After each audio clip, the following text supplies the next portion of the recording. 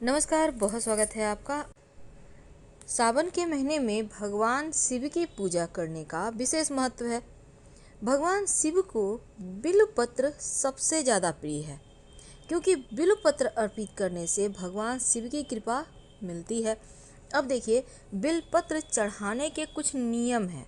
उन नियमों का अगर आप ध्यान नहीं देते तो बिल्वपत्र चढ़ाने का फल आपको नहीं मिलता।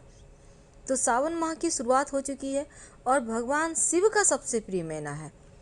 तो भगवान शिव की पूजा बहुत ही शुभ फलदायी है। वैसे तो शिव जी एक लोटा जल से ही प्रसन्न हो जाते हैं, लेकिन हर तरह के मनोकामना के लिए अलग अलग वस्तु उनको अर्पित करने का विधान है।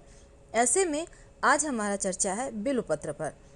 देखिए, भगवान शिव अपने भक्तों पर कोई भी कष्ट आने ही नहीं देते और पुराणों की माने तो भगवान शिव जो श्रावण का माह है पृथ्वी पर भ्रमण करने आते हैं, इसलिए सावन में शिव जी की पूजा का महत्व बहुत ज़्यादा है। शिव पूजा में वैसे तो बहुत सारी बातों का ध्यान रखा जाता है और बिल्वपत्र अर्पित करने से शिव की कृपा बरसती है। तो किन बातों का ध्यान रखें? देखिए, जब आप भगवान शिव को बेलपत्र अर्पित करते हैं तो पहला बात यह है कि आप बिल्वपत्र हमेशा उल्टा यानी कि चिकना सतह शिवलिंग की तरफ हो और जो रुखड़ा भाग है वो ऊपर की तरफ हो। तो ये आपको हमेशा ध्यान रखना है। दूसरी बात, बिल्वपत्र अर्पित करते समय आप हमेशा अपने हाथ के दाहिने हाथ के अनामिका फिंगर यानी कि जो आपके रिंग फिंगर है, अंगूठा यानी थंब, मध्यमा उंगली यानी मिडल फिंगर, अंगूठा, अनामिका उंगली और मध्यमा उंगली से यानी तर्जनी उंगली और कनिष्ठा उंगली को आप साइड रखें यानी ऊपर की ओर, और उससे आप 3 उंगली से बिल्वपत्र को पकड़कर फिर अर्पित करें और साथ ही बिल्वपत्र अर्पित करने के साथ जल भी अर्पित करें। या आप वैसे एक ही साथ नहीं कर पा रहे तो आप चाहे तो बिल्वपत्र जल वाले लोटे में डालकर भी अर्पित कर सकते हैं, या फिर पहले बिल्वपत्र अर्पित करें फिर जल अर्पित करें। भगवान शिव को बिल्वपत्र के 3 पत्ती या फिर 3 पत्तियों वाला गुच्छा अर्पित करना चाहिए। 3 पत्ती वाला जो बिल्वपत्र होता है, धार्मिक मान्यता है कि मूल भाग में बिल्वपत्र के सभी तीर्थों का वास होता है। तो श्रावण के माह में बिल्वपत्र चढ़ाते वक्त आपको ये ध्यान रखना चाहिए कि बेलपत्र कभी भी अशुद्ध नहीं होना चाहिए, यानी कि पहले चढ़ाए हुए बेलपत्र को आप फिर से धोकर चढ़ा सकते हैं। फायदे क्या हैं बिल्वपत्र अर्पित करने के? देखिए, सावन में शिवलिंग पर बिल्वपत्र अर्पित करने से वैवाहिक जीवन सुखमय रहता है, संतान सुख की प्राप्ति होती है, बड़ी से बड़ी रोग परेशानी पीड़ाएं दूर होती है, अदालती मुकदमा जो भी है मुश्किलें वो समाप्त हो जाती है। सिर्फ बेलपत्र कभी भी अर्पित ना करें, बल्कि जल के साथ अर्पित करें। तो शिव जी की जो पूजा में बेलपत्र अर्पित होता है, इसके पीछे एक पौराणिक कथा है। समुद्र मंथन के समय कई चीज़ों के साथ विष भी निकला और ये विष चारों ओर फैलने लगा। पूरी सृष्टि को बचाने के लिए भगवान शिव ने इस विष को अपने कंठ में धारण कर लिया, इसलिए महादेव को नीलकंठ भी कहा जाता है। तो विष के प्रभाव से भगवान शिव के शरीर में ताप बढ़ने लगा, जिसकी वजह से आसपास का वातावरण जलने लगा। तो उस समय के एक वैद्य की सलाह से देवी देवताओं ने भगवान शिव को बिल्वपत्र खिलाया और जल से स्नान करवाया। इसके बाद भगवान शिव के शरीर में उत्पन्न गर्मी शांत होने लगी। तभी से भगवान पर बिल्वपत्र चढ़ाने की परंपरा चली आ रही है। तो बिल्वपत्र के साथ इसीलिए जल भी अर्पित किया जाता है। इससे भगवान शिव को शीतलता मिलती है और उनका आशीर्वाद मिलता है। लेकिन हमेशा 3 पत्तियों वाला बिल्वपत्र ही चढ़ाना चाहिए। अगर 3 पत्ती से ज़्यादा पत्ती है तो और भी अच्छा, लेकिन कटा फुटा हुआ बेलपत्र कभी भी शिव जी को अर्पित ना करें। जब भी बेलपत्र अर्पित करें पहले शुद्ध जल से धो लें, फिर गंगा जल आप उस पर छिड़क कर फिर शिव जी पर अभिषेक करें और बिल्वपत्र चढ़ाते समय नमः शिवाय या ओम नमः शिवाय का जप करें तो जीवन के सारे संकट दूर हो जाते हैं। स्कंद पुराण कहता है कि एक बार माँ पार्वती के पसीने की बूंद मंदराचल पर्वत पर जा गिरी। इससे वहाँ एक पौधा उगा जो बाद में बिलपत्र के पेड़ के रूप में परिवर्तित हो गया। तो बेलपत्र औषधीय गुणों से भरपूर है। इनसे दवाइयाँ भी बनती है, कई तरह की बीमारियाँ भी ठीक होती है। लेकिन आज हमारा चर्चा है कि बेलपत्र पर वो कौन सा जादुई अक्षर है जो अगर आप लिख दें तो शिव देंगे वरदान, आपकी सारी मनोरथ शीघ्र पूरी होगी। तो एक बार नारद जी ने भगवान भोलेनाथ की स्तुति की और पूछा, प्रभु आपको प्रसन्न करने के लिए सबसे उत्तम और सुलभ साधन क्या है? हे त्रिलोकीनाथ, आप तो निर्विकार और निष्काम हैं, आप सहज ही प्रसन्न हो जाते हैं। फिर भी मेरी जानने की इच्छा है कि आपको सबसे ज़्यादा क्या प्रिय है।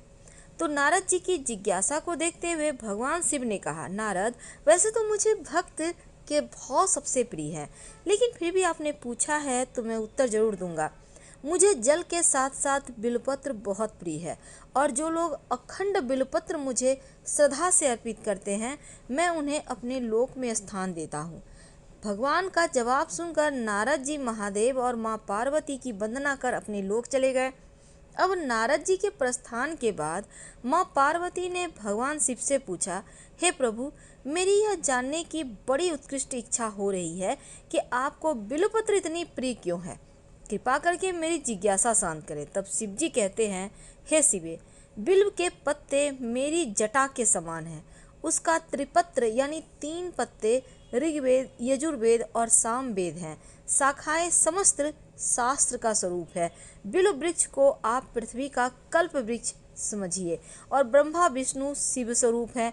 हे पार्वती, स्वयं महालक्ष्मी ने शैल पर्वत पर बिल्व वृक्ष के रूप में जन्म लिया था और इस कारण भी बेल का वृक्ष मेरे लिए अति प्रिय है। महालक्ष्मी ने बिल्व का रूप धरा, यह सुनकर माँ पार्वती कौतूहल में पड़ गई।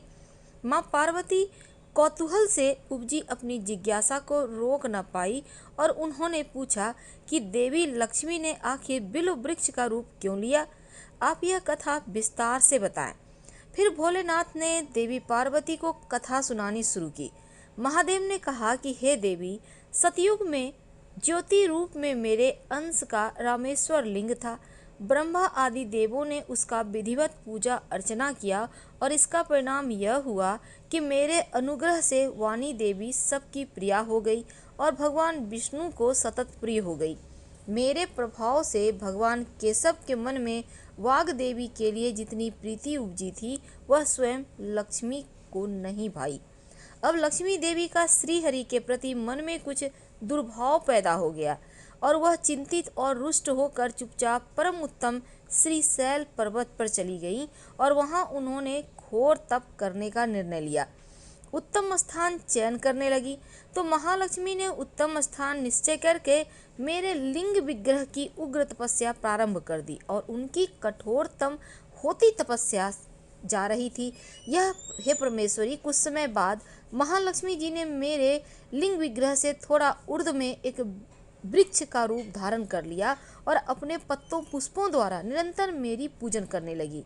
इस तरह महालक्ष्मी ने कोटि वर्ष तक घोर आराधना की। अंततः उन्हें मेरा अनुग्रह प्राप्त हुआ। मैं वहां प्रकट हुआ और देवी से इस घोर तप की आकांक्षा पूछकर वरदान देने को तैयार हुआ। तब महालक्ष्मी ने मांगा कि श्री हरि के हृदय में मेरे प्रभाव से वाग देवी के लिए जो स्नेह हुआ है वह समाप्त हो जाए। तो शिवजी बोले, मैं महालक्ष्मी को समझाया कि श्री हरि के हृदय में आपके अतिरिक्त किसी और के लिए कोई प्रेम नहीं है। वाग देवी के प्रति उनका प्रेम नहीं अपितु श्रद्धा है। यह सुनकर लक्ष्मी जी प्रसन्न हो गई और फिर से भगवान श्री हरि विष्णु के हृदय में स्थित होकर उनके साथ रहने लगी। तो इस कारण हरि प्रिया उसी वृक्ष रूप में सर्वदा अतिशय भक्ति से भरकर यत्न पूर्वक मेरी पूजा करने लगी। तो हे पार्वती, इस कारण बिल्व का वृक्ष, उसके पत्ते, फल, पुष्प मुझे अति प्रिय हैं। मैं निर्जन स्थान में बिल्व वृक्ष का आश्रय लेकर रहता हूँ और बिल्व वृक्ष को सदा सर्वती तीर्थ में सर्वदेव में मानना चाहिए, इसमें तनिक भी संदेह नहीं है।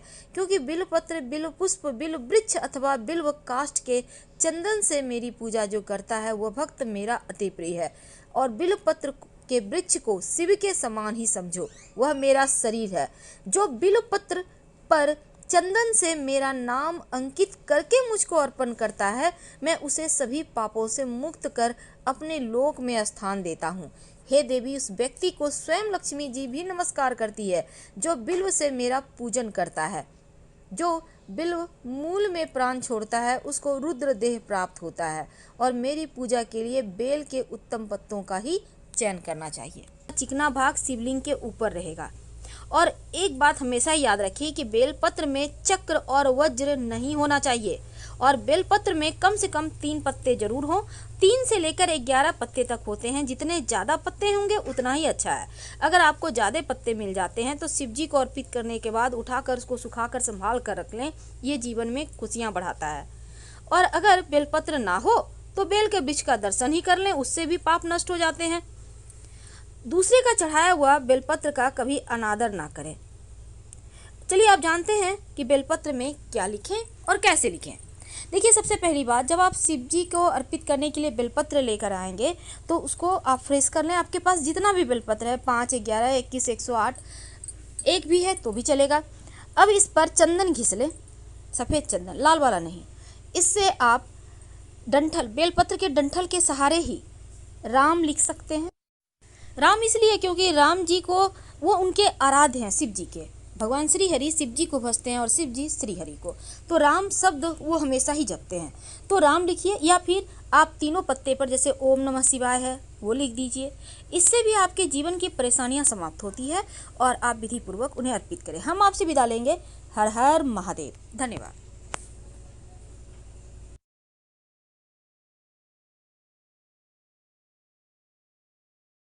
कि आप बहुत कष्ट है, कर्जा भी बढ़ गया, तकलीफें भी बढ़ गई, बहुत दुख भी बढ़ रहा है, कहीं परिवार सही नहीं चल रहा है,